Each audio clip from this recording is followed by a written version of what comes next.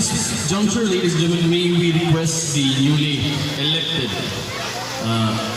Federated Board of Officials for the induction of officers, led to you by the inducting officer, the Amahan sa Iligan, City Vice Mayor Jemar Veracruz. Palihog itaas ang inyong tuong kamot. Sunod kamot karako ay of having been appointed to the position of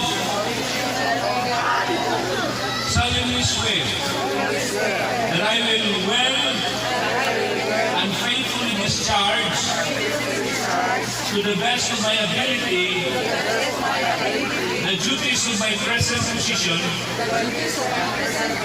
and of all others I may hereafter hold under the Republic of the Philippines. That I will support and defend the Constitution of the Philippines. That I will bear true faith and allegiance to the same. That I will obey the laws, legal orders, and decrees promulgated by the duly constituted authorities of the Republic of the Philippines.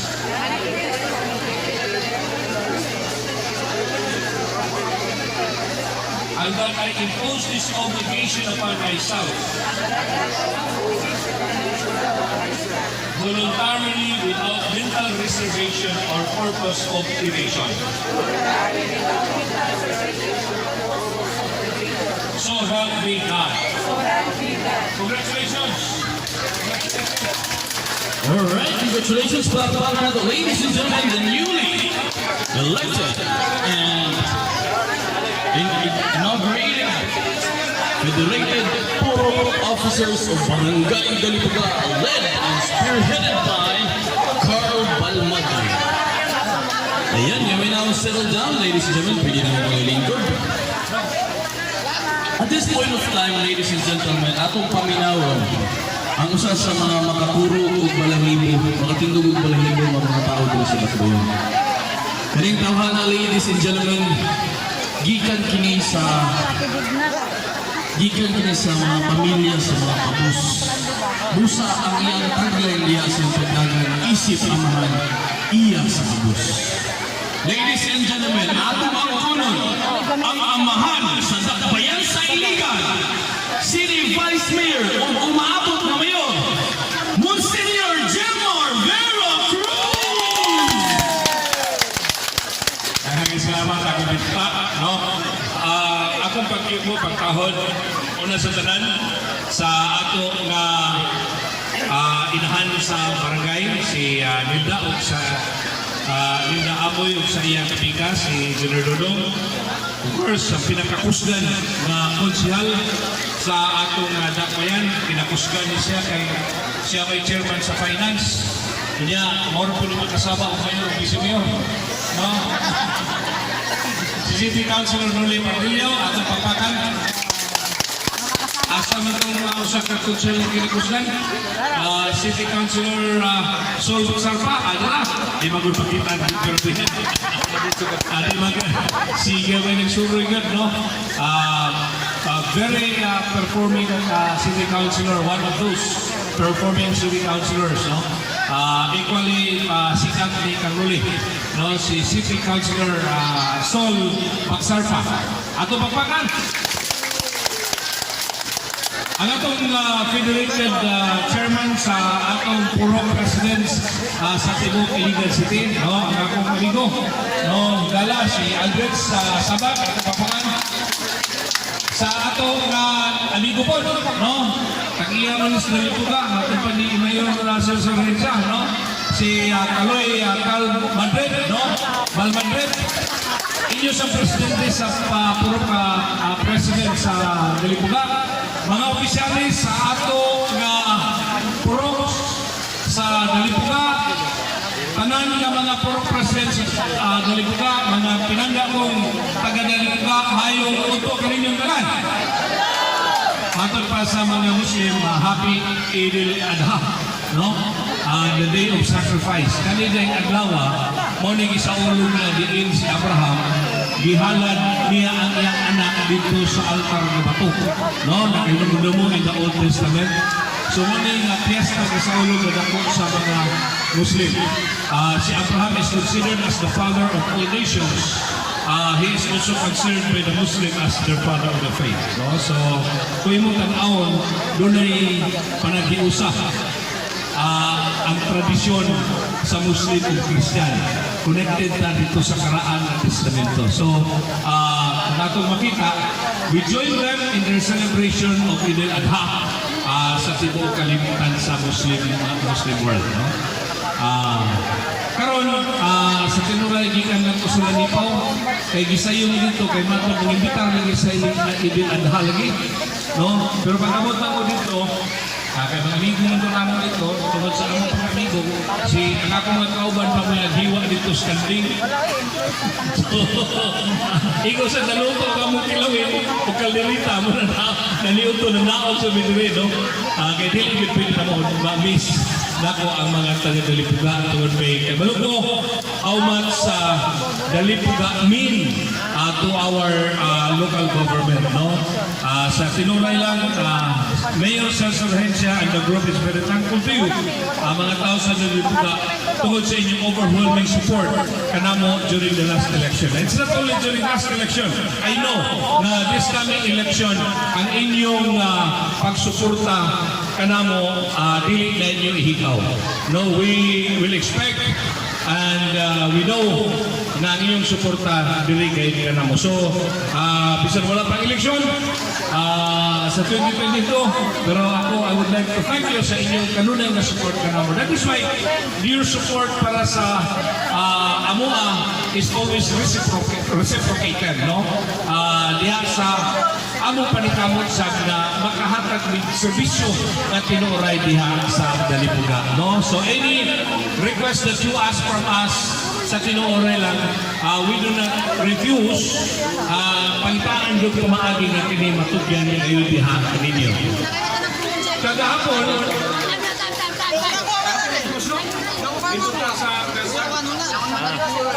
kagahapon dito may sa kagawad kang Secretary of Budget, no? Pero kaya sinuli na ito mo ni siya kay kabida, pero giusalan namo ang kanang gisumada namo ang kanang namong budget nga gi-request. Apil lang dali po ka dito, no? Apil lang dali ka pero pagdalaw yan budget secretary dito, yun siya na kan ako marami nakuyawan ang budget secretary siya asa kong bawat yung ano may kortahan niya ibang project, pero pagkauman na to siya po din siya nakuyawan po siya kay ano ingon mga to ang budget secretary yung matagkaihon na puta na imong reaksyon nakapagkita o CR pero sa tinuray lang si budget secretary nagpahiyong naglantaw sa iya napadong sa CR nagkakilo ay may ingon siya nga ako'y bahala nini pangitaan ako din, no? So inanak kalakas duli sa Department of Budget, no? Inanak kalakas, no? So kung ako ingon lagi niya nga dili lamang niya lakas niya sa kaning konsiho diyan sa mayor asa po dito sa nasyonal. Kaya mo man importante na ito ron, gawin ang connection dito sa taas, no? So wa may laing taga-iligan dito ang matod pa ni kanang Secretary of Budget.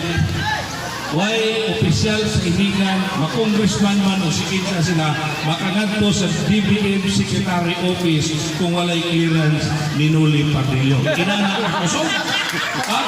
Inanak ko kusog yung tinukay? No? So, bisan ka, congressman ka na, insa ka na sa syudad, mayor ba ka na, si mayor ba ka na, basta may clearance ka Noli Padrillo, wagit ka dito sa Department of Budget and Secretary. So, inanak ka lang nasa si Noli mo na nga, mo na yung tawag ko siya, boss, hindi na ako ni kay perting lakasa man, no? Anyway, ako, inyo kami isulti ka ninyo na kamo manisuportar ka na mo kang Mayor Cesar Hencia, padayon na kita, no? Padayon na sa panghunghong, wala pa ng kumpanya sa padayon na sa panghunghong ngadto sa akong mga tao, kamo suporta ka na to, no? Si Mayor last week, actually sinuli may nagsulti. Sinuli nakingon na open pa gyud ang lingkuranan ng pagdagan pa sa Mayor. Pero ang atong Mayor wala mingon mamudagan siya ang Mayor. No? So, manay tulong-ibon. No? Pero ako sa permanente gini, ang ako nag-isulti kaninyo na bisan nasa ta, no? Karon nagdatanyag ta sa kagalingon sa pagdagan og Mayor, ang nagpaluyo ning importante gayud kayo na kita makaalagad ta sa atong mga tao. Labi na gyud sa mga tawhang kabros nga atong dakmayan. Wa magulay pangandoy para sa atong kagalingon. Kadaingon gahong, bahandi, ug dumog, wala na sa kuha. Wala na importante para sa kuha. Ang importante sa kuha, ang katawhan sa dakmayan siligan na maluwas, magpuyok nga hamugaway, kunya itaon, ang mga pobre itaon will feel the difference diha sa ilang kinabuhi, no? So palain ta sa ato na paningkamot, no? Maningkamot lang ta. Kanya suportahan nato ang atong barangay council kay inani naman gyud eh. Your barangay council supports the administration, kami sa reciprocity, tabangan nato unsay matabang nato sa dalipuga ug kamo sa mga puro president. Just support and cooperate with your barangay council. And I think that is what is important and that is what matters, no? Let's do things really para sa kagalingon. Kaya ako naisulti ka ninyo ang akong pagdagan o pagkawat sa challenge to be the next mayor of Iligan. Wa ko'y gibilin para sa kuha. Ako ning gihurot paghatag sa tanang mga tao. Mabito na doon mga temptation ingon, magminyo lang kamons. Ingon ko tiguang lang kay Boy. No? Ingon, batanon pamangka. Lahit ko kayo niya siya. Batanon pamangka. Yan, dapat ipisusin niya. Di na naman isusin niyo. Kailain kayo po minawari. No? Pero, inani magod eh. Ang akong pamilya kamong katawhan. No? Dili na ginan ako malilong na ang akong kagulimon ako na gihalan para sa katawhan sa Pilipinas. No? Bisa kung sa'yo may tabo, if it means giving up my life for the people of Iligan, I will do it. No?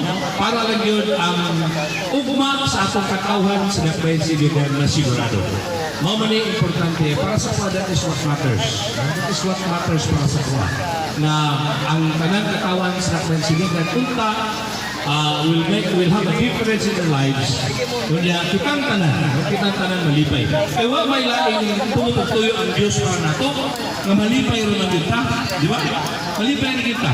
Kung ako naman ko nakalipay na ako diha, if we have the blessing para sa atong pamilya. Materially, spiritually, physically, we are blessed by God. No? O kini, hitabo, kung ang atong panggamhanan naghuna-huna kanunay sa atong interest. Dili sa interest sa kaugalingon ng mga politiko, kundi ang interest kay kanunay sa kinabagaan na bilang ang atong katawang kagusin niya itong lakmayan. So dili lang ang tason, dili na ko tason rin ang storya kay ingon sinuling, di ba pa po sa kilid na, no? Pero asa kita, ano pa rin problema gilay kayo? May problema ka nyo? Okay. May problema ka ng illegal man, illegal na nakawasabot. Ano pa yung illegal? Subok mo, anak ka ng mga illegal peryahan, illegal na surprise. Masugod mo, baka ako makaproblema sa atin, makaproblema sa mga tao. Na ako basahon na sa cellphone ako. Ako masahon ang survey sa kanan. Ako masunod pa rin Pibos, kaya Veracruz. No? General Veracruz, number 2 sa PNP. No? Ako ni masahon ang text niya na ako, ha? Napo ni clearance mo dito kang bunggo o kang sekretary abisado. Hindi kang General Veracruz, ha? Matod na sa kuha. Yes, Mayor. Tiyawa, Mayor. May Mayor na kita rin. This is coming from General Joselito Veracruz. I-research na ninyo sa inyong Google na nangyasa niya, no? Sa number 2 sa Krami. Yes, Mayor. This regard to my friends, especially to Noli Prodilio, babiyawan na namin, no? I have already directed the R3 to submit report on their operation against peryahan ng bayan in Iligan City. So, buat pasabot ani ang krami nag-ingon na yun, i-stop ang peryahan ng bayan karang nasurte sa illegal numbers sa dakbayan sa Iligan, no? So, kung nakapil-apil ka, unang lang ka kay parawat pa magkaksis. No? Kaya magkapurdoy na lang to, no? So, mara niya akong sulsulita sa each other, kaning mga illegalista usahay, makapurdoy na, madako na sila lang. Sila lang madako, pero ang mga pobre dili yun. Inani mo ang dynamics ani.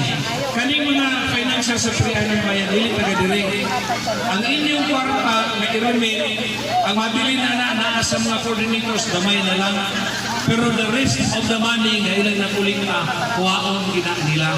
For example, ang akong nasayran, ang ilang total collection sa kusok tayo ang STL sa Iligan, 9 million ang adlaw.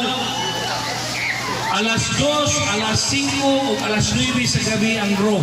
9 million ang ilang collection, total collection sa tibuok Iligan City. Now, this out of 9 million pesos, mabutang na to na 7 million or 6 million, makuha na sa financier tuwas nila o asa lang napitan sa pinduan. Ang nabilin mo na dire sa Iligan lang katong mga financier, katong nag-asir-asir. Now, kung sa Iligan, dunay 7 million o 8 million pesos makuha sa atong syudad, magawas na sa Iligan. Ang 9 million imbis magtuyok-tuyok na sa Iligan City, everyday, dunay 9 million, makuha ni gawa sa atong dakpan. Wala ni circulation na magtuyok sa atong 9 million. Sumot-sabot nini, ang mabikuhan ni sa mo, ang atong mga ubos tayo, mga pobre, kaya ano? Katong uban na makasakay ta sa sikat-sikat, kaya na pa sila ika-plate yung sikat-sikat, di na sa mo sa kayo sikat-sikat. So, wala income ang sikat-sikat na to. Wala na ikapalit ang bugas na itong sikat-sikat. Di ba? So, inalala na simple. Ang magpalit na dito ng saging, magpalit na dito ng isda, di mo takapalit ng isda, kaya na yun nawala. So 9 million, first day, second day, 8 million, 27 million, sa usang kabuhat pila ka million na mawa sa nakahit siligan. Kaya gisuyong na sa outside financiers. So muna nga, ang atong lokal na pagamahanan o kanaghan o sa kanino di sugot o ayaw di sugot yan. Pwede ba na? Pwede ayaw lagi sugot. Ako hangin lagi din nyo. Kaya luoy kayo na ito mga pobre. Luoy kayo mga pobre na ito. Imagine lang ninyo ang magsikat-sikat makakita siya og 150 pesos. Ang 30 pesos iyang ipusta. 120 pesos lang mabili siya. Imbes makapalit ito ginamos itong iyang 30 pesos, wak na. So, ayang isunan, asin na lang yung tao. Or gapon, pesos gapon, no? So, ako Osborn, padayon ta sa atong panikamot ng atong katilingban na mahimong manindot, malipay ang tanan, o mag-amping sa gapon ta kay naabay kay COVID-19. So, nagasalamat kay gapon, kanino tanan.